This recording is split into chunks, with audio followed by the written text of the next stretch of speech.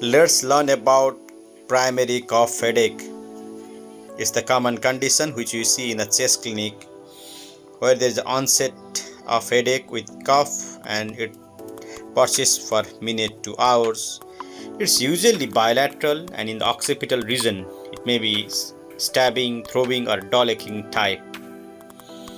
The causes of primary cough headache are actually it's unknown, but it's more common after age of 40 and who has chronic cough. But we need to always think about the secondary cough headache.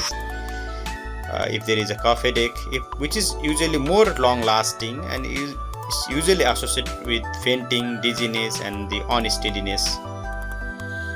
Why we need to think about the secondary cough headache is that it has the causes like Arnold-Chiari malformation, which can be easily missed.